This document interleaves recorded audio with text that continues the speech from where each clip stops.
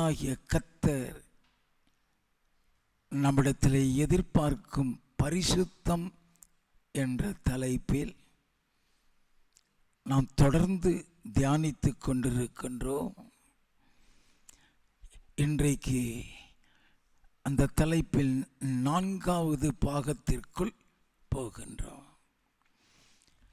லேவியராகமம் 20வது அதிகாரம் 26வது வசனம். கர்த்தராகிய நான் பரிசுத்தராய் இருக்கிறபடியினாலே நீங்களும் எனக்கேற்ற பரிசுத்தவான்களாய் இருப்பீர்களாக. நீங்கள் என்னுடையவர்களாய் இருக்கும்படிக்கு உங்களை மற்ற ஜனங்களை விட்டு பிரித்தெடுத்தேன். இந்த வசனத்தின் உண்மையான அர்த்தத்தை புரிந்து கொண்டால் மாத்திரமே கர்த்தர் இப்போது நமக்கு கொடுக்கும் தேவ செய்தியின் ஆழத்தை நாம் புரிந்து கொள்ள முடியும். கர்த்தராகிய நான்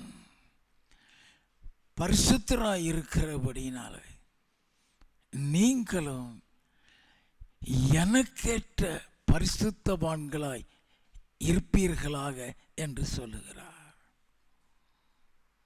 அப்படி என்றால் தேவனாகிய கர்த்தர் நம்மிடத்தில் எதிர்பார்க்கும் பரிசுத்தம் என்பது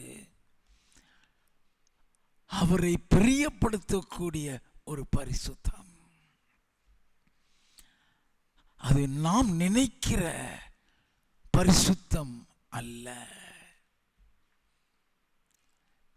நமக்கு தெரிந்ததெல்லாம் நியாய பிரமாணங்களும் கட்டளைகளும் தான். அதன்படி நடப்பதுதான் பரிசுத்தம் என்று நாம் நினைத்து கொண்டிருக்கிறோம். ஆனால் தேவன் எதிர்பார்க்கிற பரிசுத்தம் என்று சொல்லப்படுகிறது something beyond our comprehension.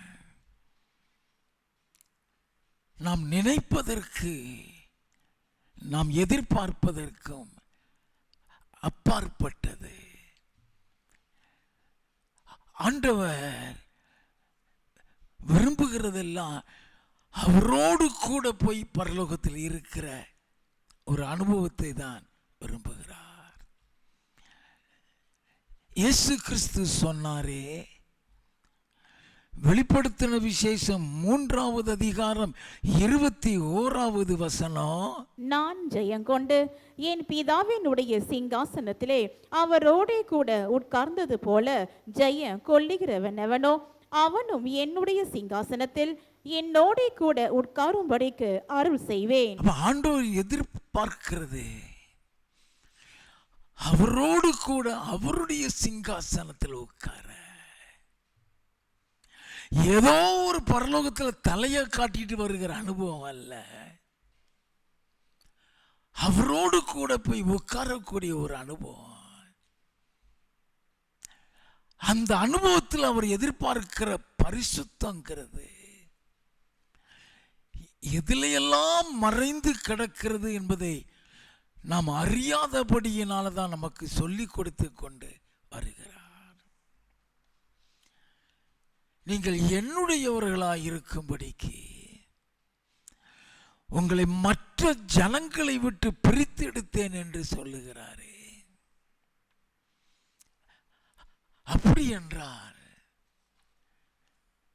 a separated life. ஆண்டவர் விரும்புகிற சிநேகிதம் உலக சிநேகிதம் அல்ல. அவர் விரும்புகிற சிநேகிதங்கிறது அவரோடு கூட உள்ள ஒரு சிநேகிதம் அல்ல. கவனிங்க, அதைத்தான் பிரித்தெடுக்கப்பட்ட வாழ்க்கை என்று சொல்லுகிறார். நம்ம சபைக்கு வருகிறோம், நம்ம செய்தி கேட்கிறோம், நம்ம இரவும் பகலும் ஜெபிக்கிறோம். நம்முடைய விசுவாசம் எல்லாமே நிச்சயமா நம்ம பரலோகத்துக்கு போயிடுவோங்கிறது தான். ஆனா இயேசு சொன்னார், மத்தேயு எழுதின சுவிசேஷம் 7வது அதிகாரம் 21வது வசனம், பரலோகத்தில் இருக்கிற என் பிதாவின் சித்தத்தின்படி செய்கிறவனே பரலோக ராஜ்யத்தில் பிரவேசிப்பானே அல்லாமல் என்னை நோக்கி கர்த்தாவே கர்த்தாவே என்று சொல்லுகிறவன் அதில் பிரவேசிப்பதில்லை. அப்ப ராவும் பகலும் ஜெபம் பண்ணுனா கூட அங்க போக முடியாது. அவர் விரும்புகிறதுங்கிறது அவருடைய சித்தம் சொல்றாரு.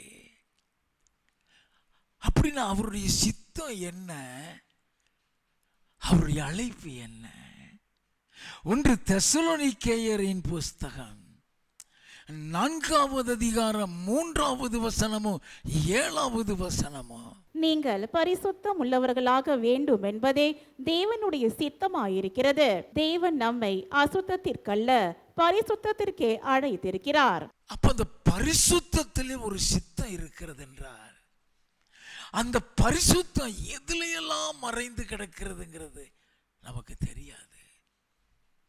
கொலை செய்யக்கூடாது, விபச்சாரம் செய்யக்கூடாது, களவு செய்யக்கூடாது, பொய் சாட்சி சொல்லக்கூடாது, பிறனுடைய பொருளையோ மனைவியோ இச்சிக்க கூடாது.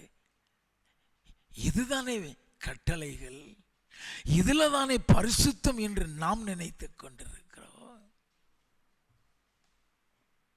அப்ப அவர் எதிர்பார்க்கிற பரிசுத்தம்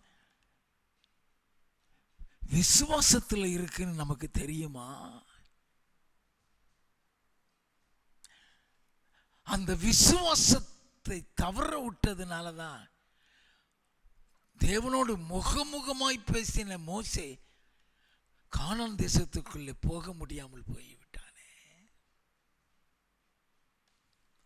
அதனால தான் எபிரேயர் 11:6 விசுவாசம் இல்லாமல் தேவனுக்கு பிரியமாயிருக்கிறது கூடாத காரியம் என்று சொல்லப்பட்டிருக்கிறது. நல்லா கவனிங்க. கட்டளைகள்ல பரிசுத்தம் இருக்குங்கிறது நமக்கு தெரியும். ஆனா அன்புல பரிசுத்தம் இருக்கு நமக்கு தெரியாதே. அவர் எதிர்பார்க்கிற அன்பு நீங்களும் நானும் நேசிக்கிற அன்பு அல்ல. யோவான் எழுதின சுவிசேஷம் 13வது அதிகாரம் 34-35, நீங்கள் ஒருவரில் ஒருவர் அன்பாயிருங்கள், நான் உங்களில் அன்பாயிருந்தது போல நீங்களும் ஒருவரில் ஒருவர் அன்பாயிருங்கள் என்கிற புதிதான கட்டளையை உங்களுக்கு கொடுக்கிறேன். நம்மளை சிநேகிக்கிறவர்களே சிநேகிக்கிறதுடைய அன்பு பரலோகத்தை சுதந்திரிக்கிற அன்பு அல்ல.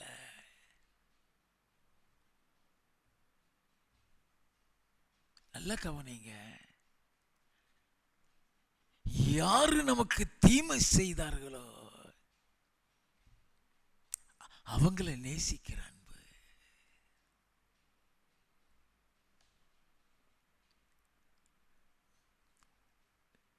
தாயும் தகப்பனும் இறந்ததுக்கு அப்புறம் பிள்ளை போல வளர்த்த லோத்து சண்டை போட்டுட்டு பிரிந்து போயிட்டான். அவன் தான் போயிட்டான் ஒழிய ஆபிரகாமுடைய இருதயம் அவன் கூட தான் இருந்துச்சு.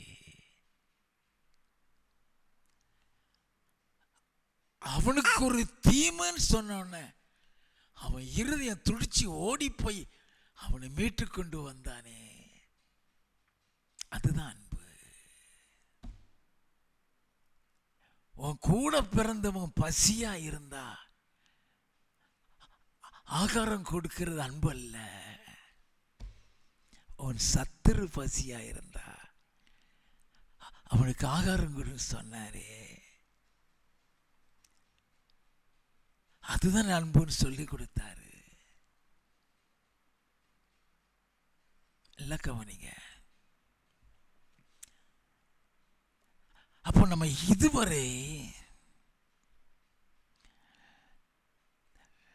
பரலோகத்தை சுதந்திரிக்க தேவனாய கர்த்தர் நம்மிடத்தில் எதிர்பார்க்கும் பரிசுத்தம் என்ற தலைப்பில் நம்ம இதுவரை கட்டளையில் மறைந்து கிடக்கிற பரிசுத்தத்தை பார்த்தோம். விசுவாசத்தில் மறைந்து கிடக்கிற பரிசுத்தத்தை பார்த்தோம். அன்பில் மறைந்து கிடக்கிற பரிசுத்தத்தை பார்த்தோம். இன்றைக்கு பொறுமையில் மறைந்து கிடக்கிற பரிசுத்தம்.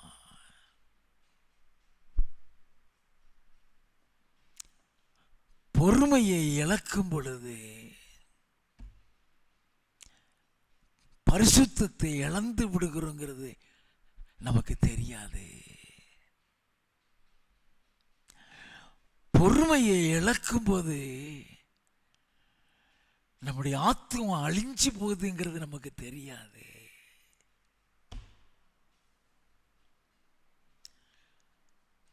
பொறுமையை இழக்கும் போது குடும்பம் பிரிஞ்சு போயிருதுங்கிறது நமக்கு தெரியாது. நல்லா கவனிங்க.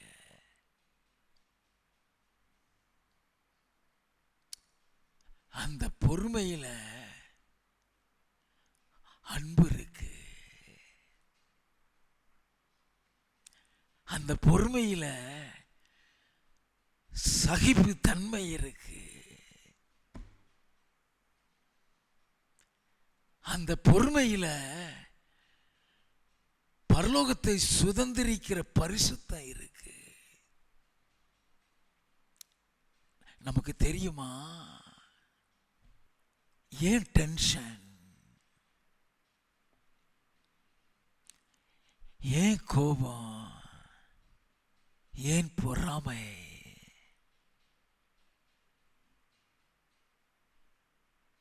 பொறுமை இல்லை, அன்பு இல்லை. கடந்த வாரம் பார்த்தோம், அன்பு நீடிய சாந்தமும் தயவும் உள்ளது. அன்புக்கு பொறாமை இல்லை.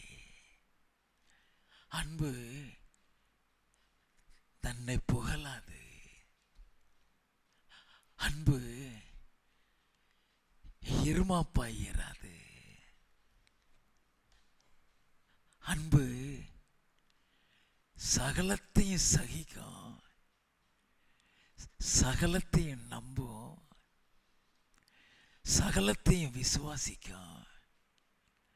அன்பு சினமடையாது. இது எல்லாம் 1 கொரிந்தியர் 13 எழுதப்பட்டு கடந்த வாரம் பார்த்தோமே. இது அத்தனையும் பொறுமைக்குள் மறைந்து கிடக்கிறது. லூக்கா எழுதின சுவிசேஷம் 21வது அதிகாரம் 19வது வசனம். உங்கள் பொறுமையினால் உங்கள் ஆத்துமாக்களை காத்து கொள்ளுங்கள். உங்கள் பொறுமையினால் உங்கள் ஆத்துமாவை காத்துக் கொள்ளுங்கள் என்று என் ஆண்டவர் இயேசு சொன்னார்.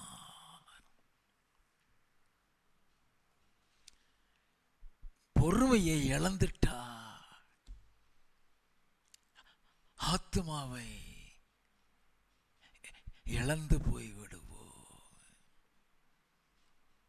அப்படின்னா ஆத்மாவையே இழந்து போகிறோம். அப்படின்னா அந்த பொறுமையில எந்த அளவுக்கு பரிசுத்தம் இருக்கிறது அவன் யோசித்து பார்க்க வேண்டும். நம்ம யாருக்குமே தெரியாததுதான் சொல்லி கொடுத்துட்டு வர்றாரு.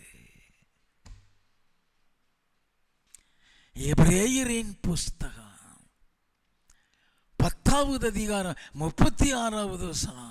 நீங்கள் தேவனுடைய சித்தத்தின்படி செய்து வாக்குத்தத்தம் பண்ணப்பட்டதை பெறும்படிக்கு பொறுமை உங்களுக்கு வேண்டியதாயிருக்கிறது. நல்லா கவனிங்க. தேவனுடைய சித்தத்தின்படி செய்து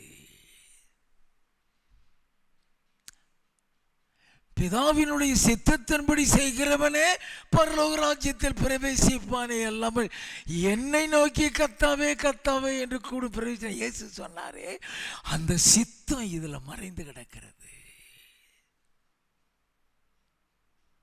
நீங்கள் தேவனுடைய சித்தத்தின்படி செய்து வாக்குத்தத்தம் பண்ணப்பட்டதை பெரும்படின்னு சொல்றாரு.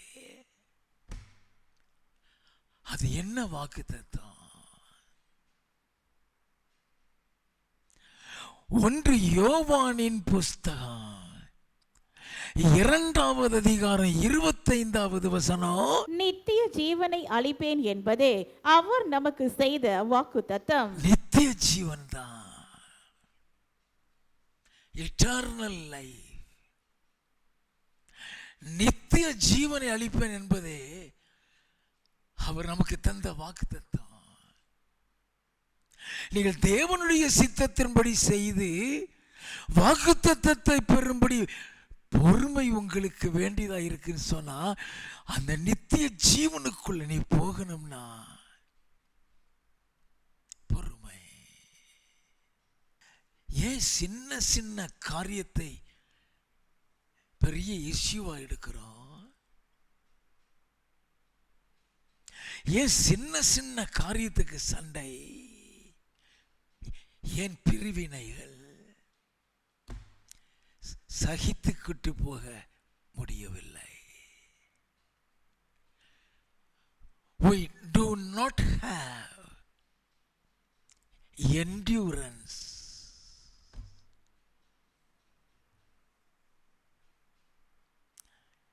Patience is different. Endurance is different. இந்த ரெண்டுலையும் இணைந்து இருக்கிறது தான் லாங் சஃபரிங், நீடிய பொறுமை. நல்லா கவனிங்க. இன்னைக்கு சகிப்புங்கிறது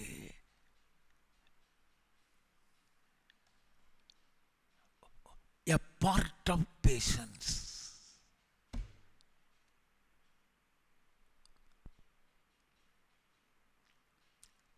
பொறுமைங்கிறது a part of long suffering. நீடிய பொறுமையில் ஒரு பகுதி.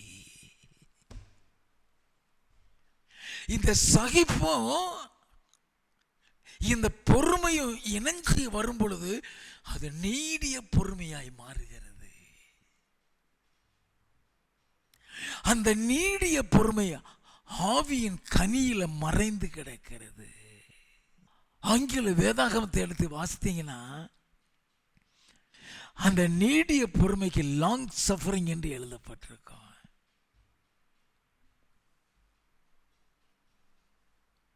நல்லா கவனிங்க. பிசாசு உங்களை பாவத்தில் உள்ள வைக்கிறதுல தீவிரம் காட்ட மாட்டான். தேவ பிள்ளைகளை அவ்வளவு ஈஸியா அவனால பாவத்தில் விழ வைக்க முடியாது. நல்லா கவனிங்க. யோசேப்பு பாவத்தில் உழ வைக்க முடிஞ்சது, அவனால உழ வைக்க முடியல. பாவத்தில் விழ வைக்க மாட்டான். அதே யோசேப்புக்கு முன்னால அவன் சகோதரர்கள் வந்த உடனே பொறுமையை இழந்துட்டானா. தூக்கி 3 நாள் ஜெயில போட்டானா.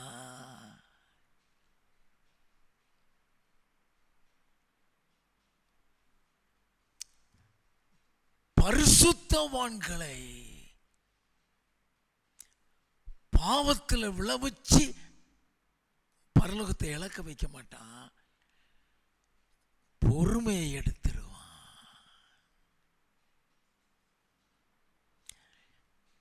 சகிப்புத்தன்மையை எடுத்துருவான். இது பிசாசு செய்கிறாங்கிறது நம்ம யாருக்குமே தெரியாது.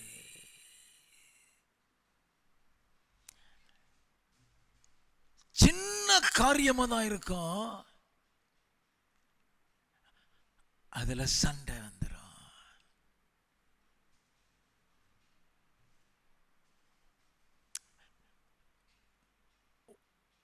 குடும்பத்தை பிரிச்சு டைவர்ஸ்ல கொண்டு போயிடுவான். அங்க விபச்சாரம் நடந்திருக்காது, அங்க கொலை நடந்திருக்காது, சாதாரண காரியமா இருக்கும். அதை சகிச்சுக்கிட்டு போக முடியாம பொறுமையை இழந்துருவான், குடும்பம் பிரிஞ்சிடும்.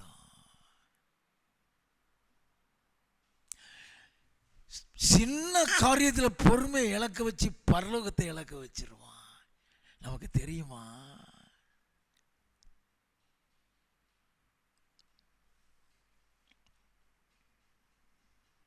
எபிரேயரின் புஸ்தகம் 12வது அதிகாரம் 1 முதல் 3 வசனங்களை வாசிக்க கேட்போம். ஆகையால் மேகம் போன்ற இத்தனை திரளான சாட்சிகள் நம்மை சூழ்ந்து கொண்டிருக்க, பாரமான யாவற்றையும் நம்மை சுற்றி நெருங்கி நிற்கிற பாவத்தையும் தள்ளிவிட்டு விசுவாசத்தை துவக்குகிறவரும் முடிக்கிறவருமாய் இருக்கிற இயேசுவை நோக்கி நமக்கு நியமித்திருக்கிற ஓட்டத்தில் பொறுமையோடு ஓட கடவோம். நல்ல கவனிங்க.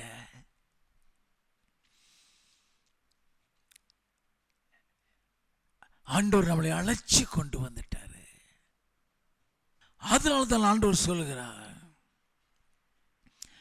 பாரமான யாவற்றையும். பாரமானன்னா நம்முடைய இருதயத்தை வேதனைப்படுத்தக்கூடிய காரியங்கள்.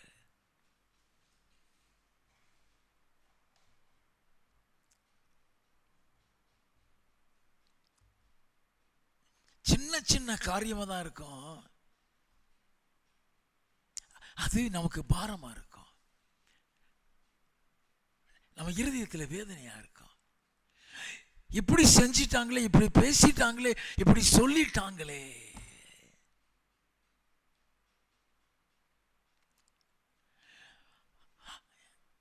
எந்த காரியம் உன் இருதயத்துக்கு பாரமா இருக்குதோ, அந்த பாரமான யாவற்றையும் நம்மை சுற்றி நெருக்கி இருக்கிற பாவத்தையும் உதறி தள்ளிவிட்டு விசுவாசத்தை துவக்குகிறவரும் முடிக்கிறவருமாகிய இயேசு கிறிஸ்துவை நோக்கி ஓடிக்கிட்டு இருக்கிறோமே, அந்த ஓட்டத்தில் பொறுமையாய் ஓட கடவும் என்று எழுதி வைத்திருக்கிறார். வாசிப்போம். அவர் தமக்கு முன் வைத்திருந்த சந்தோஷத்தின் பொருட்டு அவமானத்தை எண்ணாமல் சிலுவையை சகித்து, தமக்கு முன் வைத்திருந்த சந்தோஷத்தின் பொருட்டு, அதுதான் பிதாவுடைய சிங்காசனத்துல அவரோடு கூட போய் உட்கார்றதுயா. தமக்கு முன் வைத்திருந்த சந்தோஷத்தின் பொருட்டு அவமானத்தை எண்ணாமல். அவமானம்னா சாகத்தக்கதாக கேள்வியப்பா, நிந்தைகள், பரியாசங்கள், அவமானத்தை எண்ணாமல் சிலுவையை சகித்து, சிலுவைன்னு சொல்லிட்டாலே பாடுகள், the unbearable suffering. வேதத்துல wherever it is written cross, அது பாடுதான். சிலுவையை சகித்து தேவனுடைய சிங்காசனத்தின் வலது பாரிசத்தில் வீற்றிருக்கிறார். அது எல்லாம் தாண்டி தான் அங்க போய் உட்கார்ந்து இருக்கிறார். ஆகையால் ஆகையால் நீங்கள் இளைப்புள்ளவர்களாய் உங்கள் ஆத்துமாக்களில் சோர்ந்து போகாதபடிக்கு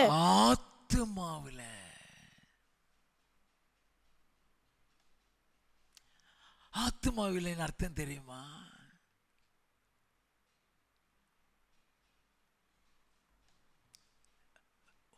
உன்னுடைய எண்ணத்துல, உன்னுடைய மனசுல சோர்ந்து போகாதபடி, உன் இருதயத்தின் ஆழத்துல சோர்ந்து போகாது. அதுதான் ஆத்மாவில் சோர்ந்து போகாதபடி. உன் மனசுல இருக்கிற கவலை அடுத்த நிமிஷம் போயிடும். உன் மனசுல இருக்கிற பாரம் போயிடும். ஆனா இருதயத்துல தங்கிருச்சுன்னா போகாது.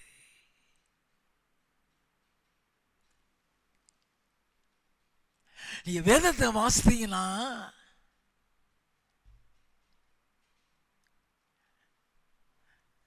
ஆதியாகமம் 42வது அதிகாரம் 6வது வசனத்தில் இருந்து வாசிப்போம். யோசேப்பு தேசத்துக்கு அதிபதியாயிருந்து தேசத்தின் ஜனங்கள் யாவருக்கும் விற்றான். டாப்புக்கு போயிட்டான். இப்ப ராஜா ஸ்தானத்துல உட்கார்ந்து இருக்கிறான். வாசிப்போம். யோசேப்பின் சகோதரர் வந்து முகங்குப்புற தரையிலே விழுந்து அவனை வணங்கினார்கள். முகங்குப்புற விழுந்து வணங்க, அவங்களுக்கு இவன் யாருன்னு தெரியாது. 17 வயசுல அவனை விட்டுட்டாங்க. 13 ஆண்டுகள் ஓடிவிட்டது. வாலிபம் முடிந்து, திருமணம் முடிந்து, பிள்ளைகளும் பெற்று, தாடிலாம் வளர்த்துட்டு உட்கார்ந்துட்டு இருக்கிறான். அவனை யாரும் தெரியல. வாசிப்போம். யோசேப்பு அவர்களை பார்த்து தன் சகோதரர் என்று அறிந்து கொண்டான். அறிந்தும் அறியாதவன் போல கடினமாய் அவர்களோட பேசி, அறியாதது போல, அவங்களுக்கு தெரியாது யாருன்னு. ஏன் கடினமா பேசினா? கடினமாய் பேசி, நீங்கள் எங்கே இருந்து வந்தீர்கள் என்று கேட்டான். அதற்கு அவர்கள் கானான் தேசத்தில் இருந்து தானியம் கொள்ள வந்தோம் என்றார்கள். யோசேப்பு அவர்களை தன் சகோதரர் என்று அறிந்தும் அவர்கள் அவனை அறியவில்லை. யோசேப்பு அவர்களை குறித்து தான் கண்ட சொப்பனங்களை நினைத்து, அங்க போயிட்டானே, it is settled in the heart. எல்லாத்துக்கும் வேதத்தில் இருக்கியா? உடைய ஆத்மாவில் சோர்ந்து போகாதபடி ஏன் சொல்லப்பட்டிருக்கு? அது பரலோகத்தை இழக்க வச்சிடும். சகோதரன் நல்லா உனக்கு தெரியும், தெரியாதவன் இல்ல. வாசிப்போம். அவர்களை நோக்கி, நீங்கள் வேவுக்காரர், தேசம் எங்கே திறந்து கிடக்கிறது என்று பார்க்க வந்தீர்கள் என்றான். அதற்கு அவர்கள், அப்படியல்ல ஆண்டவனே, உமது அடியாராகிய நாங்கள் தானியம் கொள்ள வந்தோம். நாங்கள் எல்லாரும் ஒரு தகப்பனுடைய பிள்ளைகள். ஒரு தகப்பனுடைய பிள்ளைகளையா? இதெல்லாம் சொல்றான் ஐயா. அவங்க ஒரு தகப்பனுடைய பிள்ளைகள் சொல்றாங்க. அந்த இருதயம் பாரமா.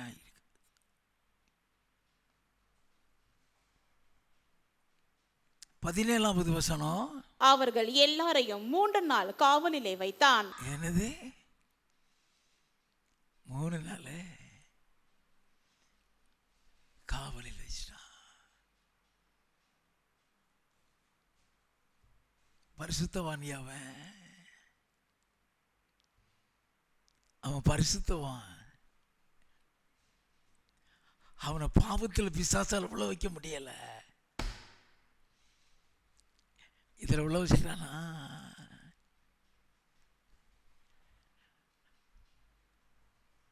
அதனாலதான் வேதம் சொல்லுகிறது, எபிரேயர் 12:3, ஆகையால் நீங்கள் இளைப்புள்ளவர்கள் உங்களுடைய ஆத்மாவில் சோர்ந்து போகாதபடி தமக்கு விரோதமாய் பாவிகளால் செய்யப்பட்ட இவ்விதமான விபரீதங்களை சகித்த அவரையே நினைத்து கொள்ளுங்கள். இவ்விதமான விபரீதங்களை சகித்த அவரை நினைச்சுக்கோ. பிரச்சனைகள் வரும்போது, பாடுகள் வரும்போது, உன்னுடைய ஆத்மா சோர்ந்து போகிற நிலைமைக்கு நீ வரும் பொழுது, இவ்விதமான விபரீதங்களை சகித்தவரே, எவ்விதமான விபரீதங்களை சகித்தார் அதையும் தெரிஞ்சுக்கிடணும் இல்லையா? What is endurance? ஒன்று பேதுருவின் புஸ்தகம் 2வது அதிகாரம் 19வது வசனத்தில் இருந்து, ஏனெனில் தேவன் மேல் பற்றுதலாய் இருக்கிற மனசாட்சி நிமித்தம் ஒருவன் அநியாயமாய் பாடுபட்டு உபத்திரவங்களை பொறுமையாய் சகித்தால், அநியாயமாய் பாடுபட்டு உபத்திரவங்களை பொறுமையாய் சகித்தால் அதுவே பிரீதியாயிருக்கும். அதுவே பிரீதியாயிருக்கும். நீங்கள் குற்றம் செய்து அடிக்கப்படும் போது பொறுமையோடு சகித்தால் அதனால் என்ன கீர்த்தி உண்டு? நீங்கள் நன்மை செய்து பாடுபடும் போது பொறுமையோடு சகித்தால் அதுவே தேவனுக்கு முன்பாக பிரீதியாயிருக்கும். அவன் தேவன் எதிர்பார்க்கிற அந்த பொறுமையை குறித்து சொல்லிட்டு வர்றான். வாசிப்போம். இதற்காக நீங்கள் அழைக்கப்பட்டும் இருக்கிறீர்கள். இதற்காக நீங்கள் அழைக்கப்பட்டிருக்கிறீர்கள். ஏனெனில் கிறிஸ்துவும் உங்களுக்காக பாடுபட்டு நீங்கள் தம்முடைய அடிச்சுவடுகளை தொடர்ந்து வரும்படி உங்களுக்கு மாதிரியை பின்வைத்து போனார். இயேசு மாதிரியை பின்வைத்து போயிருக்கிறாரு. எப்படி சகிச்சுட்டு போகணும்? வாசிப்போம். அவர் பாவம் செய்யவில்லை, அவருடைய வாயிலே வஞ்சனை காணப்படவும் இல்லை. அவர் வையப்படும் போது பதில் வையாமலும், வையப்படும் போது பதிலுக்கு வையாமலும், பாடுபடும் போது பயமுறுத்தாமலும், பாடுபடும் போது பயமுறுத்தாமலும், நியாயமாய் தீர்ப்பு செய்கிறவருக்கு தம்மை ஒப்புவித்தார். தம்மை ஒப்பு கொடுத்தார். ஏசாயா தீர்க்கதரிசியின் புஸ்தகம் 50வது அதிகாரம் 6வது 7வது வசனங்கள், அடிக்கிறவர்களுக்கு என் முதுகையும் தாடை மயிரை பிடுங்குகிறவர்களுக்கு என் தாடைகளையும் ஒப்பு கொடுத்தேன். அவமானத்தையும் உமிழ் நீருக்கும் என் முகத்தை மறைக்கவில்லை. அவமானத்திற்கும் உமிழ் நீருக்குன்னா துப்புரா மூஞ்சில ஒப்பு கொடுத்தேன். கர்த்தராகிய ஆண்டவர் எனக்கு துணை செய்கிறார், ஆகையால் நான் வெட்கப்படேன். நான் வெட்கப்பட்டு போவதில்லை என்று அறிந்திருக்கிறேன். ஆதலால் என் முகத்தை கற்பாறையை போலாக்கினேன். என் முகத்தை கற்பாறையை போல. எவ்வளவு நாளும் துப்புன்னு அர்த்தம், எவ்வளவு நாளும் அடின்னு அர்த்தம். அவரையே நினைத்துக் கொள்ளுங்கள் சொல்லப்பட்டிருக்கிறது. ஏசாயா தீர்க்கதரிசியின் புஸ்தகம் 53வது அதிகாரம் 7வது வசனம், அவர் நெருக்கப்பட்டும் ஒடுக்கப்பட்டும் இருந்தார். நெருக்கப்பட்டும் ஒடுக்கப்பட்டும் இருந்தார். ஆனாலும் தம்முடைய வாயை அவர் திறக்கவில்லை. அடிக்கப்படும்படி கொண்டு போகப்படுகிற ஒரு ஆட்டுக்குட்டியை போலவும் தன்னை மயிர் கத்திரிக்கிறவனுக்கு முன்பாக சத்தமிடாதிருக்கிற ஆட்டை போலவும் அவர் தம்முடைய வாயை திறவாதிருந்தார். பதிலுக்கு பேசவே இல்லையா? நல்ல கவனிங்க. பொறுமைக்கு தான் இந்த வசனத்தை கொடுத்துட்டே வர்றாரு. மத்தேயு எழுதின சுவிசேஷம் 26வது அதிகாரம் 67 68 வசனங்கள். அப்பொழுது அவருடைய முகத்தில் துப்பி அவரை குட்டினார்கள். அவருடைய முகத்துல துப்பி அவரை குட்டினார்கள், சிலர் அவரை கன்னத்தில் அறைந்து, அவருடைய கன்னத்தில் அறைந்து, கிறிஸ்துவே உம்மை அடித்தவன் யார், அதன் ஞான திருஷ்டினால் எங்களுக்கு சொல்லும் என்றார்கள். அதனாலதான் முகத்தை கற்பாறையாக்கிக்கிட்டு நிற்கிறாரு. மத்தேயு எழுதின சுவிசேஷம் 27வது அதிகாரம் 28 முதல் 31. அவர் வஸ்திரங்களை கரற்றி சிவப்பான மேல் அங்கியை அவருக்கு உடுத்தி முள்ளுகளால் ஒரு முடியை பின்னி அவர் சிரசின் மேல் வைத்து அவர் வலது கையில் ஒரு கோலை கொடுத்து அவர் முன்பாக முழங்காற்படியிட்டு, யூதருடைய ராஜாவே வாழ்க என்று அவரை பரியாசம் பண்ணி அவர் மேல் துப்பி அந்த கோலை எடுத்து அவரை சிரசில் அடித்தார்கள். கோலை எடுத்து சிரசில் அடிச்சாங்கன்னு என்ன அர்த்தம் தெரியுமா? அந்த சிரசில் முள்முடி இருக்கு, அந்த முள்முடியில் அடிக்கிறானுங்க. அது தலையில சொருகி முகம் முழுவது ரத்தம். அவர் முகத்தை பார்க்க சகிக்கல.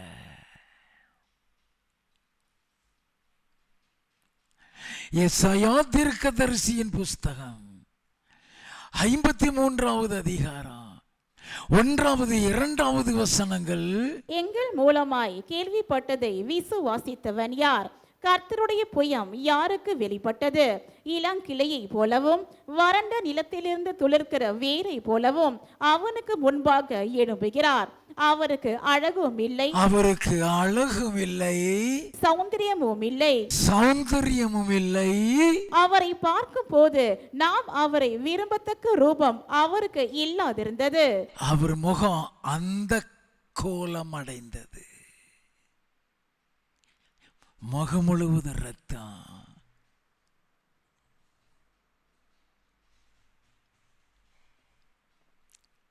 சின்ன பிரச்சனை நம்மளால தாங்க முடியல.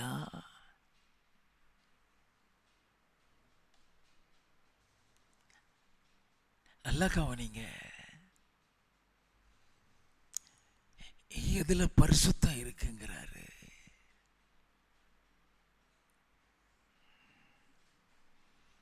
இயேசுவை குறித்து வாசித்துக் கொண்டே வருவோம். மத்தேயு 27வது அதிகாரம் 31வது வசனம். அவரை பரியாசம் பண்ணின பின்பு அவருக்கு உடுத்தின மேல் அங்கியை கழற்றி அவருடைய வஸ்திரங்களை அவருக்கு உடுத்தி அவரை சிலுவையில் அறையும்படி கொண்டு போனார்கள். அவரை சிலுவையில் அறையும்படி கொண்டு போனார். 38வது வசனத்தில் இருந்து, அப்பொழுது அவருடைய வலது பக்கத்தில் ஒருவனும் அவருடைய இடது பக்கத்தில் ஒருவனுமாக 2 கள்ளர் அவரோடு கூட சிலுவைகளில் அறையப்பட்டார்கள். அந்த வழியாய் நடந்து போகிறவர்கள் தங்கள் தலைகளை துலுக்கி, தேவாலயத்தை இடித்து 3 நாளைக்குள்ளே கட்டுகிறவனே, உன்னை நீயே ரட்சித்துக்கொள், நீ தேவனுடைய குமாரனானால் சிலுவையில் இருந்து இறங்கி வா என்று அவரை தூஷித்தார்கள். அப்படியே பிரதான ஆசாரியரும் வேத பாரகரும் மூப்பரும் பரியாசம் பண்ணி மற்றவர்களை ரட்சித்தான், தன்னைத்தான் ரட்சித்துக் கொள்ள திராணி இல்லை. இவன் இஸ்ரவேலின் ராஜாவானால் இப்பொழுது சிலுவையில் இருந்து இறங்கி வரட்டும், அப்பொழுது இவனை விசுவாசிப்போம். தன்னை தேவனுடைய குமாரன் என்று சொல்லி தேவன் மேல் நம்பிக்கையா இருந்தானே, அவர் இவன் மேல் பிரியமா இருந்தால் இப்பொழுது இவனை ரட்சிக்கட்டும் என்றார்கள். அவரோடே கூட சிலுவைகளில் அறையப்பட்ட கல்லரும் அந்தபடியே அவரை நிந்தித்தார்கள். சிலுவையில் அறையப்பட்ட கல்லரா நிந்திக்கிறான். நான் ஜெயம் பெற்று என் பிதாவினுடைய சிங்காசனத்தின் வலது பரிசத்திலே உட்கார்ந்தது போல ஜெயங்கொள்ளுகிறவன் எவனோ? எப்படி ஜெயம் கொண்டாரா? இந்த சஃபரிங்க அவர் சகிச்சாரு, அது பொறுமையா இருந்தாரு, இந்த பாடுகளை எல்லாம் ஏற்றுக்கொண்டாருங்கிறத எப்படி நிரூபித்தாரா? லூக்கா எழுதின சுவிசேஷம் 23வது அதிகாரம் 34வது வசனம். அப்பொழுது இயேசு, பிதாவே, இவர்களுக்கு மன்னியும், தாங்கள் செய்கிறது இன்னதென்று அறியாதிருக்கிறார்களே என்றார். பிதாவே, இவர்களுக்கு மன்னியும், தாங்கள் செய்கிறது என்னதென்று அறியாதிருக்கிறாங்களே.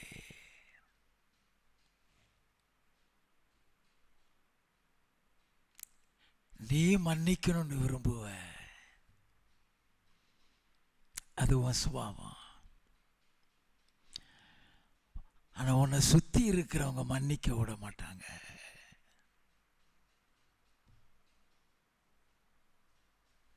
பைத்தியக்காரனா இருக்காத, பைத்தியக்காரியா இருக்காத. நீ குனிஞ்சிட்டு போனீங்கன்னா கொட்டிட்டு தான் இருப்பாங்க. சொல்லுவாங்களா? அதுக்கு தான் பிதாவே, இவர்களை மன்னியா சொல்லிட்டு என்ன செய்தார் தெரியுமா?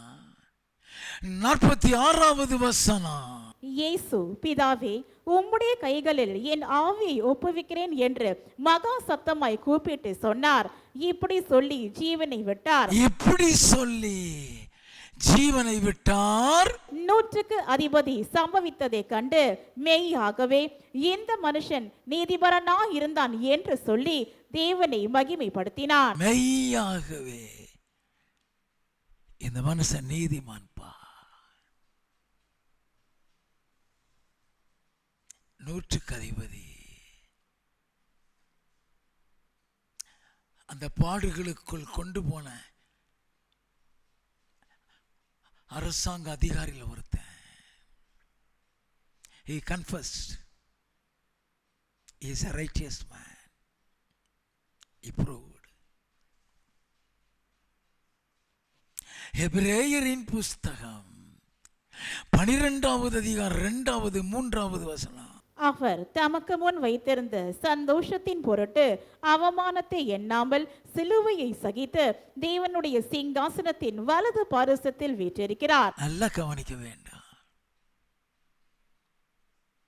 இந்த பாடுகளில் அவர் எப்படி சகிச்சாரு, அதான் ஜெயம் பெறுறது. வாசிப்போம். ஆகையால் நீங்கள் இளைப்புள்ளவர்களாய் உங்கள் ஆத்துமாக்களில் சோர்ந்து போகாதபடிக்கு. சோர்ந்து போயிடாதப்பா, நடக்கும். It's common. The one who is called the so-called believer have to undergo such frustrations. நல்லா கவனிங்க. It's not suffering, it's frustrations. உடைய ஆத்மாவை சோர்வு பண்ண வைக்கக்கூடியது. ஆண்டவரே, அவனை மன்னியும், அவளை மன்னியும். இந்த வார்த்தையை நீ சொல்லி ஜெபிச்சினா ஒன்னு அறியாமலே உன் இருதயத்துக்குள்ள ஒரு அன்பு வரும். உன் அறியாமலே உன் இருதயத்துக்குள்ள ஒரு பேஷன்ஸ் வரும். இளைப்புள்ளவர்களாய் உங்கள் ஆத்மாவில் சோர்ந்து போகாதபடி இப்படிப்பட்ட விபரீதங்களை சகித்த அவரையே நினைச்சுக்கோ. எவ்வளோ பாடுகள் மத்தியிலும் வாயை திறக்கவில்லை. இரண்டாவது, வாக்குத்தத்தம்னா என்ன? நீ தேவனுடைய சித்தத்தின்படி செய்து வாக்குத்தத்தம் பண்ணப்பட்டதை பெரும்படிக்கு பொறுமை உங்களுக்கு வேண்டியதா இருக்குது தானே எபிரேயர் 10:36 வாசித்தோம். அந்த இரண்டாவது வாக்குத்தத்தம் என்ன? 2 கொரிந்தியரின் புஸ்தகம் 1வது அதிகாரம் 20வது வசனம். எங்களால் தேவனுக்கு மகிமை உண்டாகும்படி தேவனுடைய வாக்குத்தத்தங்கள் எல்லாம் இயேசு கிறிஸ்துவுக்குள் ஆம் என்றும் அவருக்குள் ஆமேன் என்றும் இருக்கிறதே. ஆண்டவர் உன்னை குறித்து ஒரு திட்டம் வச்சிருப்பாரு. ஆண்டவர் உன்னை குறித்து ஒரு தரிசனம் வச்சிருப்பாரு. உன்னை உயர்த்த, உன்னை மேன்மைப்படுத்த அந்த வாக்குத்தத்தம் உன் வாழ்க்கையில நிறைவேற பொறுமையோடு போங்கிறாங்க. எபிரேயரின் புஸ்தகம் 6வது அதிகாரம் 13 முதல் 15 வசனங்கள். ஆபிரகாமுக்கு தேவன் வாக்குத்தத்தம் பண்ணின போது ஆணையிடும்படி தம்மிலும் பெரியவர் ஒருவரும் இல்லாதபடியினாலே தமது பேரிலே தானே ஆணையிட்டு நிச்சயமாக நான் உன்னை ஆசீர்வதிப்பேன்,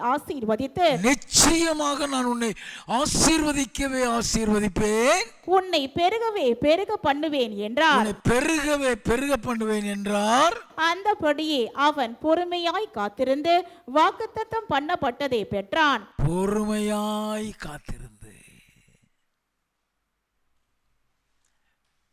வாக்குத்தத்தம் பண்ணப்பட்டதை பெற்றான். உன் ஆண்டவர் ஆசீர்வதிக்கிறதுக்கு வச்சிருக்கிறாரு. உன் குடும்பத்தை ஆசீர்வதிக்கிறதுக்குன்னு வச்சிருக்கிறாரு. ஆபிரகாமுடைய குடும்பத்தை போல உன்னை சந்ததி சந்ததியாய் கர்த்தர் ஆசீர்வதிக்க வைத்திருக்கிறார். அந்த ஆசீர்வாதத்தை சுதந்திரிக்க முடியாதபடிதான் போராட்டங்கள் வரும்.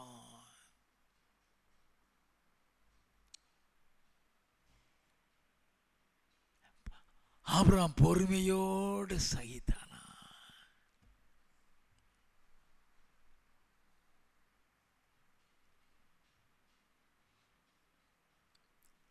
பொறுமையில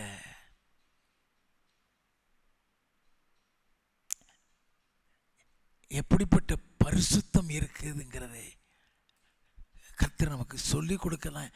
இந்த விளக்கங்கள் கொடுத்து கொண்டு வருகிறார். போகட்டும். யாக்கோபின் புஸ்தகம் 5வது அதிகாரம் 7வது 8வது வசனங்கள். இப்படி இருக்க சகோதரரே, கர்த்தர் வரும் அளவும் நீடிய பொறுமையாயிருங்கள். இதோ பயிரிடுகிறவன் பூமியின் நற்பலனை அடைய வேண்டும் என்று முன்மாறையும் பின்மாறையும் வரும் அளவும் நீடிய பொறுமையோடு காத்திருக்கிறான். நீங்களும் நீடிய பொறுமையோடு இருந்து உங்கள் இருதயங்களை ஸ்திரப்படுத்துங்கள். கர்த்தரின் வருகை சமீபமாயிருக்கிறதே. நீடிய பொறுமையோடு இருந்து உங்களுடைய இருதயத்தை ஸ்திரப்படுத்துங்கள்.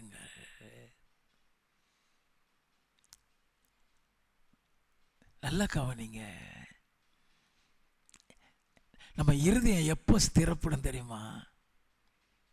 எவ்வளவுக்கு எவ்வளவு உன் இருதயம் காயப்படுதோ, காயப்பட தான் ஸ்திரப்படும்.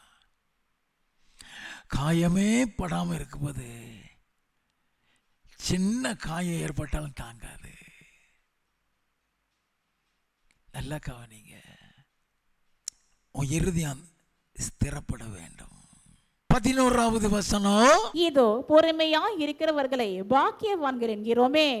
யோபின் பொறுமையை குறித்து கேள்விப்பட்டிருக்கிறீர்கள், கர்த்தருடைய செயலின் முடிவையும் கண்டு இருக்கிறீர்கள். கர்த்தர் மிகுந்த உருக்கமும் இரக்கமும் உள்ளவராய் இருக்கிறாரே. யோபினுடைய பொறுமை என்ன? வேதம் சொல்லுகிறது, யோபினுடைய பொறுமையை குறித்து கேள்விப்பட்டிருக்கிறீர்கள். அதையும் கொஞ்சம் பார்ப்போமா? யோபின் புஸ்தகம் 1வது அதிகாரம் 8வது வசனத்தில் இருந்து 12 வரை வாசிப்போம். கர்த்தர் சாத்தானை நோக்கி, என் தாசனாகிய யோபின் மேல் கவனம் வைத்தாயோ? உத்தமனும் சன்மார்க்கனும் தேவனுக்கு பயந்து பொல்லாப்புக்கு விலகுகிறவனும் ஆகிய அவனை போல பூமியில் ஒருவனும் இல்லை என்றார்.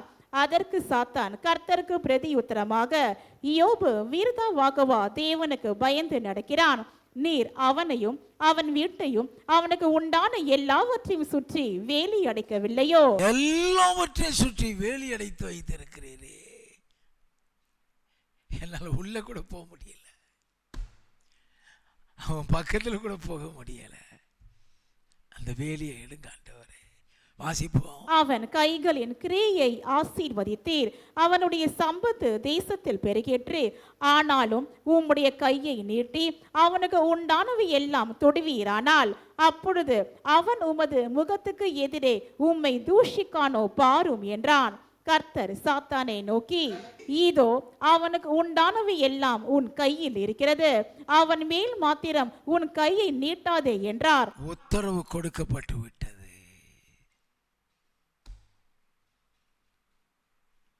உத்தரவு கொடுக்கப்பட்டு விட்டது.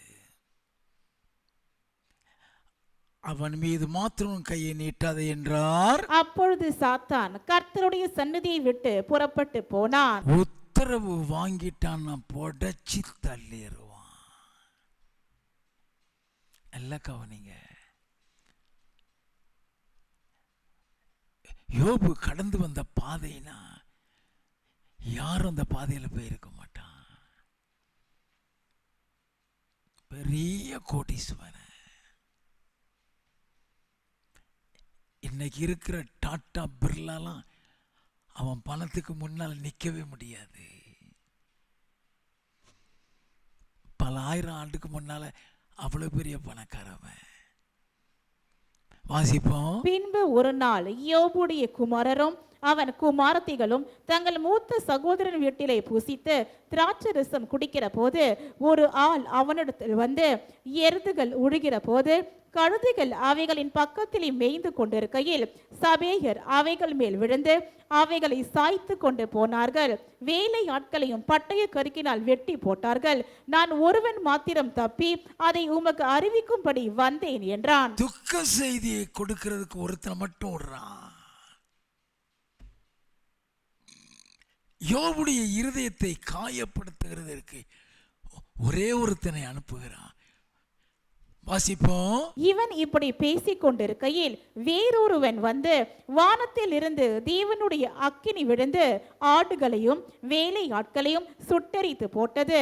நான் ஒருவன் மாத்திரம் தப்பி அதை உமக்கு அறிவிக்கும்படி வந்தேன் என்றான். முதல்ல யோபுக்கு இருந்த ஆஸ்தியை எல்லாம் அழிக்கிறான்.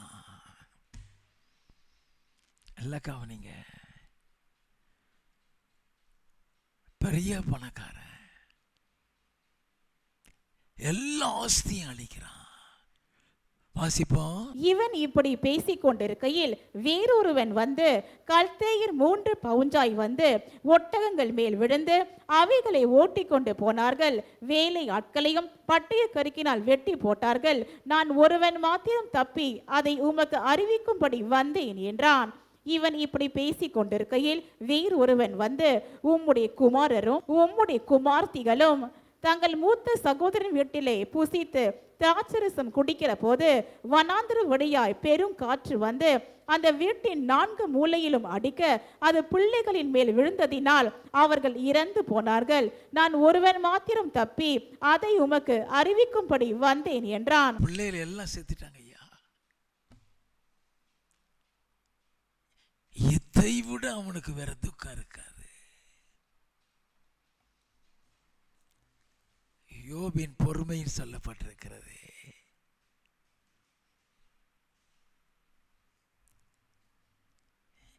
எல்லாத்தையும் இழந்துட்டான். ஆஸ்தி போனா அதை பத்திலாம் கவலைப்பட மாட்டான்.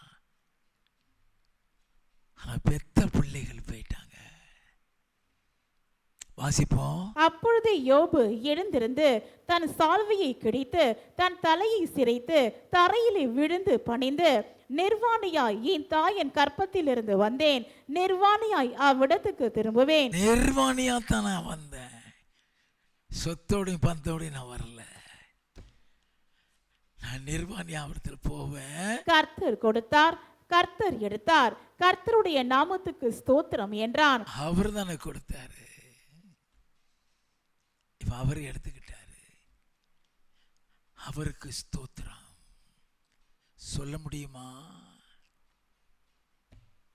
வாசிப்போம். இவை எல்லாவற்றிலும் யோபு பாவம் செய்யவும் இல்லை, தேவனை பற்றி குறை சொல்லவும் இல்லை. பாவம் செய்யவும் இல்லை, தேவனை பற்றி குறை சொல்லவும் இல்லை. 2வது அதிகாரம் 7 முதல் 10 வசனங்கள். அப்பொழுது சாத்தான் கர்த்தருடைய சந்நிதியை விட்டு புறப்பட்டு யோபின் உள்ளங்கால் தொடங்கி அவன் உச்சன் தலை மட்டும் கொடிய பருக்களால் அவனை வாதித்தான். நல்ல கவனிங்க, சரீரத்தில் வேதனை, இதுவரைக்கும் அவன் இருதயத்தில் வேதனை, இப்ப சரீரம் முழுவதிலும் வேதனை. வாசிப்போம். அவன் ஒரு ஓட்டை எடுத்து தன்னை சுரண்டி கொண்டு சாம்பலில் உட்கார்ந்தான். அப்பொழுது அவன் மனைவி அவனை பார்த்து, நீர் இன்னும் உம்முடைய உத்தமத்தில் உறுதியாய் நிற்கிறீரோ, தேவனை தூஷித்து ஜீவனை விடும் என்றாள். உன்னை இந்த நிலைமைக்கு ஆளாக்குன தேவனை தூஷித்துட்டு ஜீவனை விடியாங்கிறா.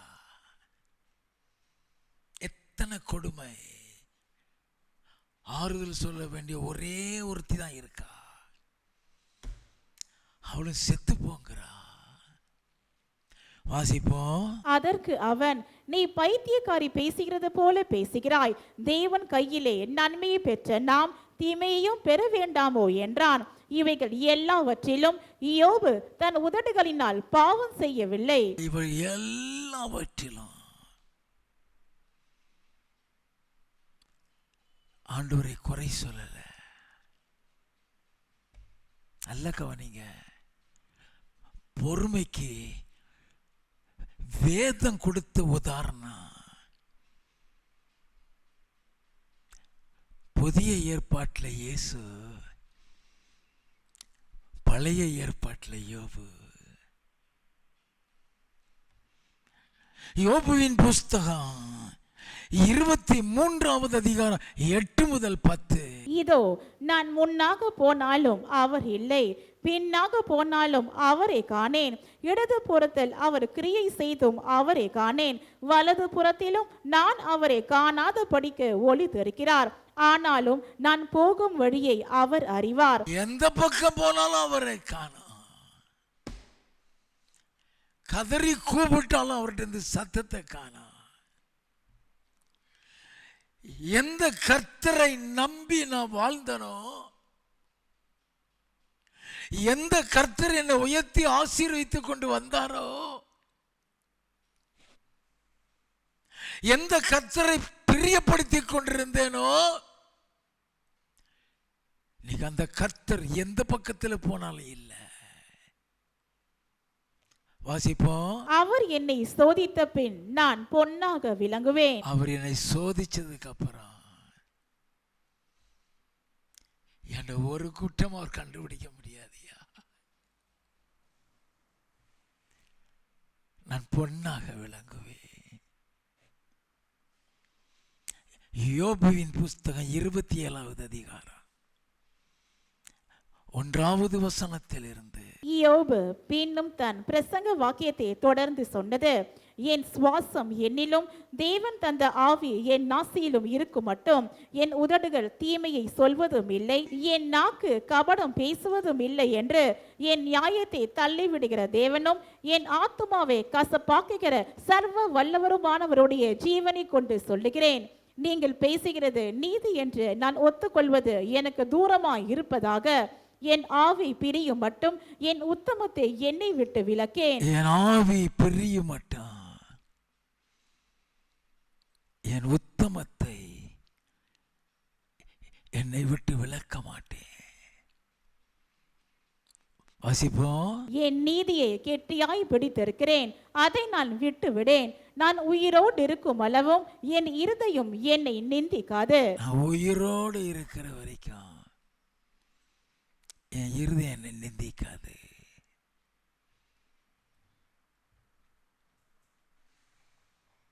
அதனால் தான் ஆண்டவர் சொல்லுகிறார் லூக்கா 21:19, பொறுமையினால் உங்கள் ஆத்மாவை காத்துக்கொள்ளுங்கள். சில நேரத்தில் தீமை பேசுவாங்க, நம்ம காது கேட்கவே பேசுவாங்க. எப்படி நடக்கணும் how to endure the suffering, how to overcome such frustrations. சங்கீத புஸ்தகம் 38வது சங்கீதம் 12 முதல் 15 வசனம். என் பிராணனை வாங்க தேடுகிறவர்கள் எனக்கு கண்ணிகளை வைக்கிறார்கள். எனக்கு பொல்லாங்கு தேடுகிறவர்கள் கேடானவைகளை பேசி நாள் முழுதும் வஞ்சனைகளை யோசிக்கிறார்கள். நானோ செவிடனை போல கேளாதவனாகவும் ஊமையனை போல வாய் திறவாதவனாகவும் இருக்கிறேன். காது கேளாதவனும் தன் வாயில் மறு உத்தரவுகள் இல்லாதவனுமாய் இருக்கிற மனுஷனை போலானேன். கர்த்தாவே, உமக்கு காத்திருக்கிறேன். என் தேவனாகிய ஆண்டவரே, நீர் மறு உத்தரவு கொடுப்பீர். நீர் மறு உத்தரவு கொடுப்பீர். நான் பேச மாட்டேன். எது பொறுமை? மார்க் எழுதின சுவிசேஷம் 15வது அதிகாரம் 3 முதல் 5 வசனங்கள். பிரதான ஆசாரியர்கள் அவர் மேல் அநேக குற்றங்களை சாட்டினார்கள். அவரோ மாறுதரம் ஒன்றும் சொல்லவில்லை. அப்பொழுது பிலாத்து மறுபடியும் அவரை நோக்கி, இதோ இவர்கள் உன்மேல் எத்தனையோ குற்றங்களை சாட்டுகிறார்களே, அதற்கு நீ உத்தரவு ஒன்றும் சொல்லுகிறதில்லையா என்று கேட்டான். இயேசுவோ அப்பொழுதும் உத்தரவு ஒன்றும் சொல்லவில்லை. அதனால் பிலாத்து ஆச்சரியப்பட்டான். ஒரு பதிலும் அவர் பதில் கொடுக்கல. He never responded. யாக்கோபின் புஸ்தகம் 1வது அதிகாரம் 2 முதல் 4 வசனங்கள். என் சகோதரரே, நீங்கள் பலவிதமான சோதனைகளில் அகப்படும் போது உங்கள் விசுவாசத்தின் பரீட்சையானது பொறுமை உண்டாக்கும் என்று அறிந்து அதை மிகுந்த சந்தோஷமாக எண்ணுங்கள். நீங்கள் ஒன்றிலும் குறை உள்ளவர்களாயிராமல் பூரணராயும் நிறைய உள்ளவர்களாயும் இருக்கும்படி பொறுமையானது பூரண கிரியை செய்ய கடவது. நல்லா கவனிக்க. நீ எந்த பிரச்சனைகள் என்னை கடந்து வர்றதையோ,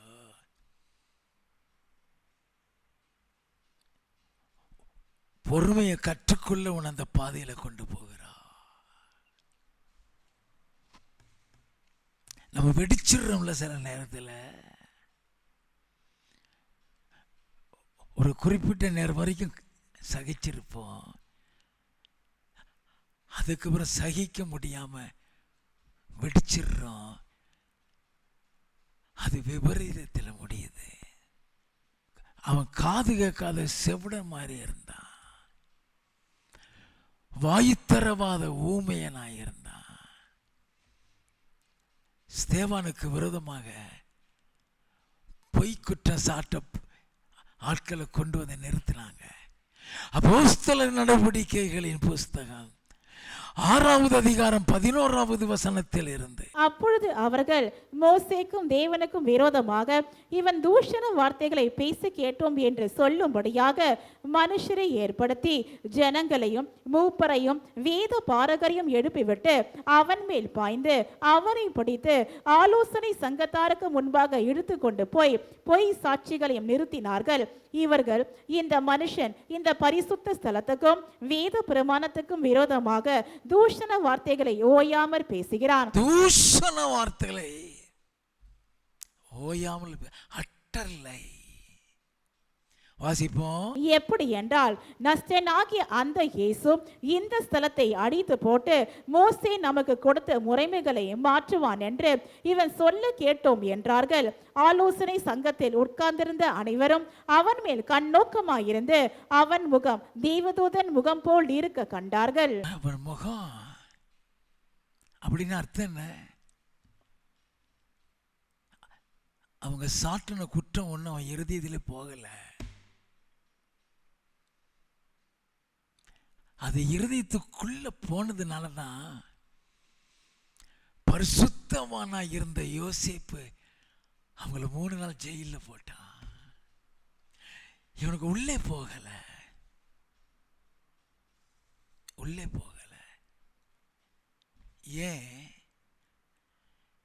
ஏன் உள்ள போகல? அந்த இருதயத்துக்குள்ள பொறுமை, சகிப்புத்தன்மை, அன்பு நிறைந்திருக்கிறது. அப்போஸ்தல நடவடிக்கைகளின் புஸ்தகம் 7வது அதிகாரம் 57வது வசனத்தில் இருந்து, அப்பொழுது அவர்கள் உரத்த சத்தமாய் கூக்குரலிட்டு தங்கள் காதுகளை அடைத்து கொண்டு ஒருமனப்பட்டு அவன் மேல் பாய்ந்து அவனை நகரத்துக்கு புறம்பே தள்ளி அவனை கல் எறிந்தார்கள். சாட்சிக்காரர் தங்கள் வஸ்திரங்களை கழற்றி சவுல் எண்ணப்பட்ட ஒரு வாலிபனுடைய பாதத்தின் அருகே வைத்தார்கள். அப்பொழுது கர்த்தராகிய இயேசுவே, என் ஆவியை ஏற்றுக்கொள்ளும் என்று ஸ்தேவான் தொழுது கொள்ளுகையில் அவனை கல் எறிந்தார்கள். கர்த்தராகிய இயேசுவே, என் ஆவியை ஏற்றுக்கொள்ளும். அவங்கள சபிக்கல. ஆண்டவரே பார்த்துட்டு இருக்கிறே, பதில் கொடுக்க மாட்டேங்க சொல்லல. என் ஆவியை ஏற்றுக்கொள்ளும் சொன்னா இல்லையா, அதுக்கு அர்த்தம் பொறுமை.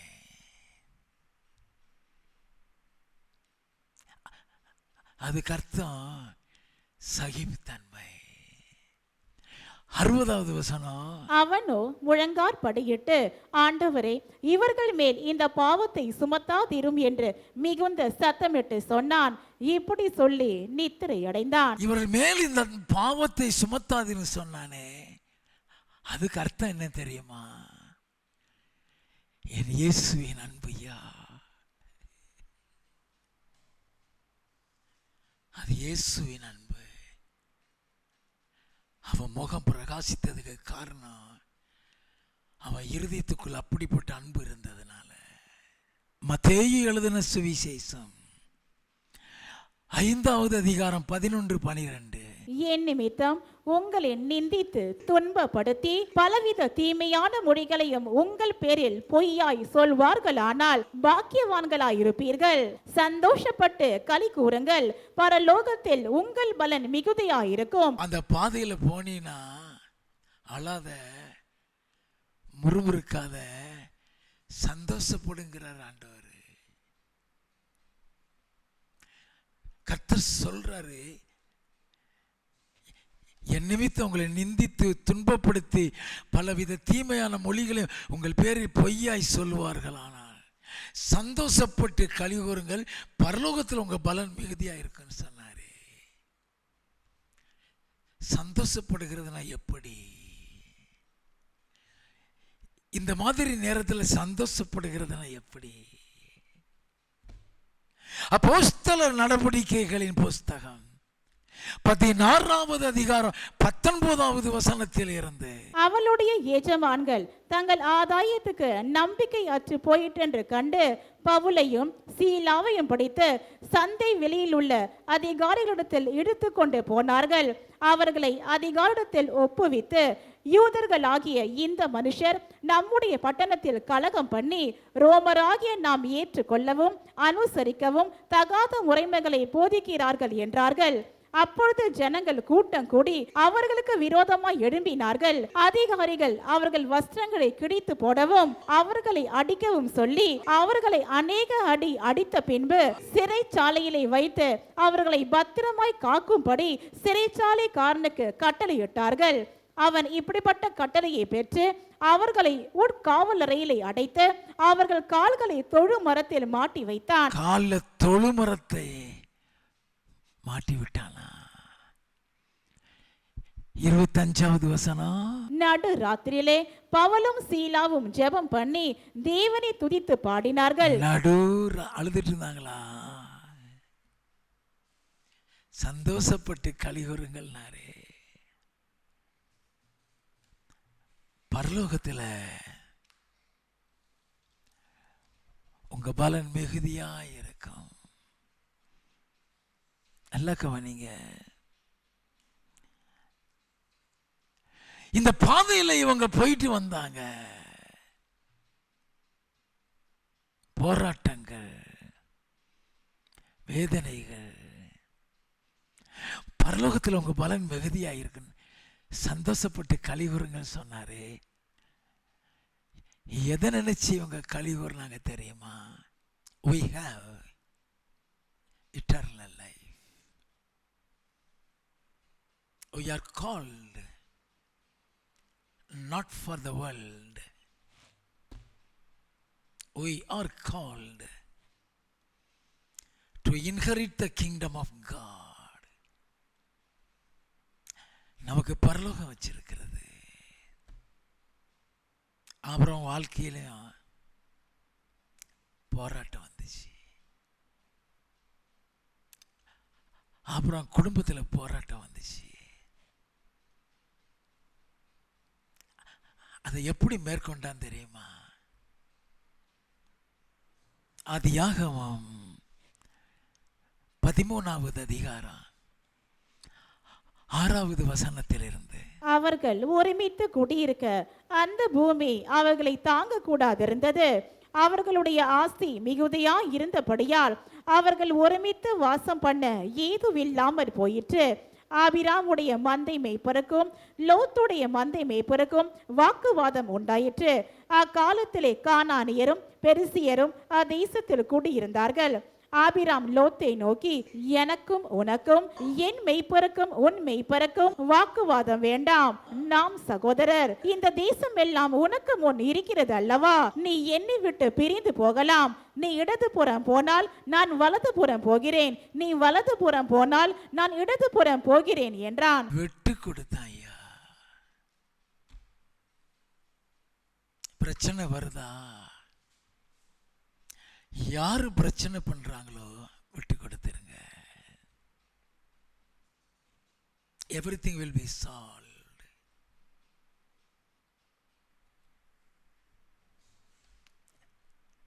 சில நேரங்கள்ல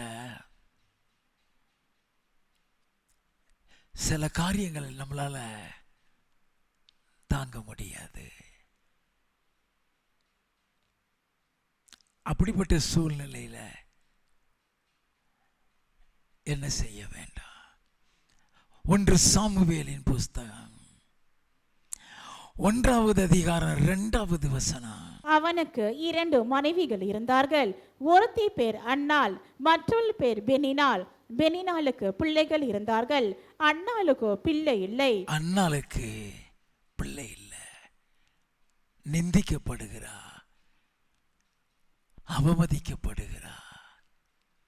6வது வசனத்திலிருந்து, கர்த்தர் அவள் கற்பத்தை அடைத்தபடியினால் அவளுடைய சக்கலத்தை அவள் துக்கப்படும்படியாக அவளை மிகவும் விசனப்படுத்துவாள். அவள் கர்த்தருடைய ஆலயத்திற்கு போகும் சமயத்தில் அவன் வருஷந்தோறும் அந்த பிரகாரமாய் செய்வான். இவள் அவளை மனமடிவாக்குவாள். அப்பொழுது அவள் சாப்பிடாமல் அழுது கொண்டிருப்பாள். அவள் புருஷனாகிய எல்கானா அவளை பார்த்து, அன்னாளே, ஏன் அழுகிறாய்? ஏன் சாப்பிடாதிருக்கிறாய்? ஏன் சஞ்சலப்படுகிறாய்? 10 குமாரரை பார்க்கிலும் நான் உனக்கு அதிகம் அல்லவா என்றான். அதை விட ஒரு அன்புள்ள கணவனை பார்க்க முடியுமா? ஆனா அவளுடைய இருதயம் சமாதானம் அடையல. அவ என்ன செஞ்சா தெரியுமா? 10வது வசனம், அவள் போய் மனம் கசந்து மிகவும் அழுது கர்த்தரை நோக்கி விண்ணப்பம் பண்ணி கர்த்தரிடத்தில் போய் அழுகிறா. மனம் கசந்து கர்த்தரிடத்தில் போய் அழுகிறா. 15வது வசனம், அதற்கு அன்னாள் பிரதியுத்தரமாக, அப்படியல்ல என் ஆண்டவனே, நான் மன கிளேசம் உள்ள ஸ்திரீ. நான் திராட்சரசமாகிலும் மதுவாகிலும் குடிக்கவில்லை. நான் கர்த்தருடைய சந்நிதியில் என் இருதயத்தை ஊற்றிவிட்டேன். அங்க போய் ஊத்துங்க ஐயா, யார்கிட்டயும் போகாதீங்க. யாரும் உங்களுக்கு நியாயம் சொல்ல மாட்டாங்க. அவருடைய சமூகத்தில் போய் அழுங்க. அவர் சமூகத்தில் போய் ஊத்திட்டா. 18வது வசனம், அப்பொழுது அவள், உம்முடைய அடியாளுக்கு உம்முடைய கண்களிலே தயை கிடைக்க கடவுது என்றாள். பின்பு அந்த ஸ்திரீ புறப்பட்டு போய் போஜனம் செய்தாள். அப்புறம் அவள் துக்க முகமாய் இருக்கவில்லை. அங்க போய் இறக்கி வச்சிட்டா. அப்புறம் அவ துக்கமா இருக்கல. 20வது வசனம், சில நாள் சென்ற பின்பு அன்னாள் கர்ப்பவதியாகி ஒரு குமாரனை பெற்று கர்த்தரிடத்தில் அவனை கேட்டேன் என்று சொல்லி அவனுக்கு சாமுவேல் என்று பெயரிட்டாள். அங்கிருந்து பதில் வந்துச்சு. நீ கண்ணீர் விடுறியா? அவர் சமூகத்தில் போய் அழுங்க, அவர் பதில் கொடுப்பார்.